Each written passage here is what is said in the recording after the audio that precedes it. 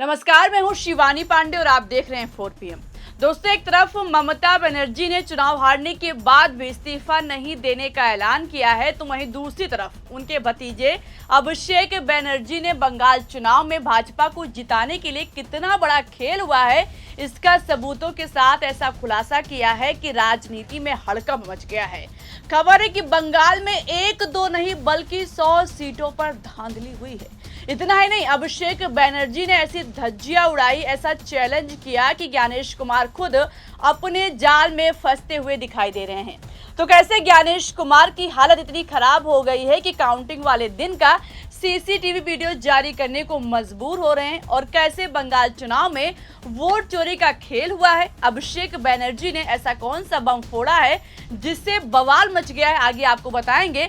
लेकिन उससे पहले ममता बनर्जी ने क्यों इस्तीफा देने से साफ इनकार करके राजनीति में एक नया बखेड़ा खड़ा कर दिया है, सुनिए। যদি কেউ মনে করে যে আমি কি রেজিগনেশন দিতে হবে, no, not that. Now also I want to say that we didn't lose the election. It is their forceful attempt to defeat us. Officially they may, through election commission, can defeat us, but morally I am telling you that we won the election. ममता के इस ऐलान ने न सिर्फ बंगाल बल्कि पूरे देश को हिला दिया है, क्योंकि इतिहास में ऐसा पहली बार शायद हुआ है जब कोई सिटिंग मुख्यमंत्री हार के बावजूद सीएम पद से इस्तीफा देने को तैयार नहीं है। उनका कहना है कि वो हारी नहीं है बल्कि भाजपा ने जबरन कब्जा किया है। ममता बनर्जी सीधे सीधे आरोप लगा रही हैं कि बीजेपी ने 100 सीटें बेईमानी से जीती है। इधर ममता बनर्जी ने आरोप लगाया और उधर अभिषेक बनर्जी ने खुलासा तक कर डाला कि भाजपा ने कहां पर कैसे धांधली की है, और भाजपा के इस सारे खेल में चुनाव आयोग कैसे शामिल था। साथ ही भाजपा चुनाव आयोग के साथ मिलकर कौन सा दिमाग लगाकर किस जुगाड़ से वोट चोरी करता है, अभिषेक बनर्जी ने इसका भी चिट्ठा खोल डाला। उनका कहना है कि भले ही ईवीएम में छेड़छाड़ ना हो, लेकिन उन्हें बदला जरूर जा सकता है। मतलब यहाँ पर ममता के भतीजे का कहना है कि असली ईवीएम को हटाकर दूसरी ईवीएम लाकर रख दी जाती है, जिसमें पहले से बीजेपी के पक्ष में वोट भरे रहे होते हैं। अभिषेक बनर्जी एक के बाद एक विस्फोटक खुलासा करते गए। उन्होंने कहा कि बंगाल में मतगणना वाले दिन ईवीएम को काउंटिंग टेबल पर क्रॉस चेक किया गया था और उनके सीरियल नंबर फॉर्म 17C में दर्ज रिकॉर्ड से मैच नहीं कर रहे थे।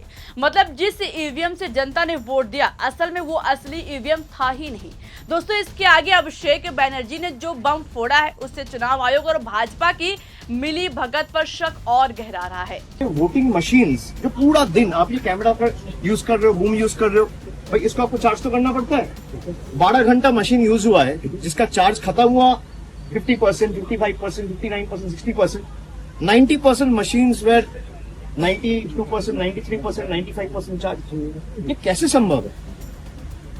लग रहा है कि ईवीएम की बैटरी दूसरे ग्रह से बनकर आई है। आप खुद बताइए दोस्तों, क्या लगातार 12 घंटे काम होने के बाद ईवीएम की बैटरी खत्म नहीं होगी? अगर अभिषेक बनर्जी का आरोप सच है तो शक और गहरा रहा है कि धांधली हुई है।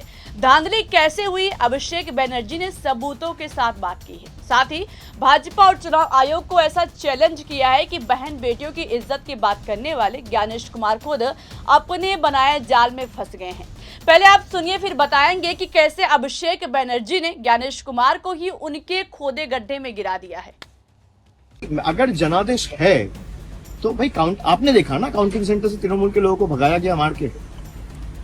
वो सारे सीसीटीवी फुटेजेस रिलीज करे। भाई इलेक्शन कमीशन कुछ भी करते हैं तो आप लोगों को मीडिया में दे देते हैं रिएक्शन व्हाट्सएप ग्रुप में, तो सीसीटीवी फुटेजेस रिलीज कर दे कि काउंटिंग सेंटर में नहीं हुआ है, हम मान लेंगे जनादेश। मेरा चैलेंज है कि सीसीटीवी फुटेज काउंटिंग सेंटर का मैं 100 ऐसे देता हूं आपको, एसी इलेक्शन कमीशन 10 रिलीज कर देता है। काउंटिंग सेंटर का पूरा दिन का सीसीटीवी फुटेज, खास करके 12 बजे के बाद से 6 बजे तक का 6 घंटा रिलीज कर दे।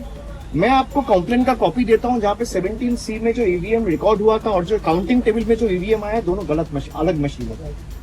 सीरियल नंबर मैच ही नहीं कर रहे। मैं देता हूं आपको, चिट्ठी भेजता हूं मीडिया ग्रुप में अभी, और ये आज मैं नहीं दे रहा हूं, कल हमारे काउंटिंग एजेंसी आरओ को दिया है। अगर अभिषेक बनर्जी का आरोप सच है तो माथा चकरा रहा है कि भैया चुनाव आयोग और भाजपा क्या दिमाग लगाता है। सीधा ईवीएम ही चेंज करा दिया जाता है। इससे वोट चोरी पकड़ी भी नहीं जाती है, लेकिन असली कांड तो पर्दे के पीछे हो जाता है। ऐसा हम अभिषेक बनर्जी के आरोप पर कह रहे हैं दोस्तों। और अभिषेक बनर्जी ने तो कह दिया है कि अगर मैं धांधली का झूठा आरोप लगा रहा हूं तो मैं माफी मांगने के लिए तैयार हूं, लेकिन एक बार अगर हिम्मत है तो 6 घंटे का सीसीटीवी वीडियो जारी कर दे, पूरी दुनिया के सामने पता चल जाएगा कि कौन सच बोल रहा है और कौन झूठ। अब अभिषेक बनर्जी के बयान से ज्ञानेश कुमार की हालत कैसे खराब है, इसकी बात करते हैं।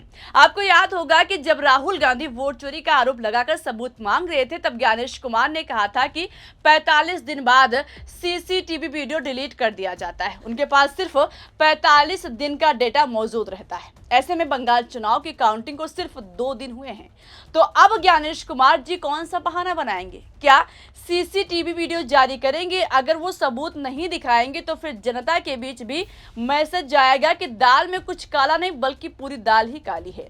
देखना होगा कि इस बार ज्ञानेश कुमार जी कौन सा बहाना बनाते हैं। फिलहाल अभिषेक बनर्जी ने 12 सदस्यीय फैक्ट फाइंडिंग टीम बनाई है जो सच्चाई सामने लाने के लिए काम करेगी।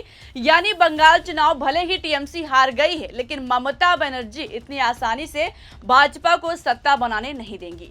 देखना होगा कि अगर ममता इस्तीफा नहीं देंगी तो क्या राज्यपाल उनको बर्खास्त करेंगे और अभिषेक बनर्जी की 12 सदस्यीय टीम कौन सी सच्चाई उजागर करेगी। इस पर आपको क्या लगता है? अपनी राय बताइएगा। वीडियो को लाइक शेयर कीजिएगा, ज्वाइन कीजिएगा और देखते रहिए 4 PM। नमस्कार।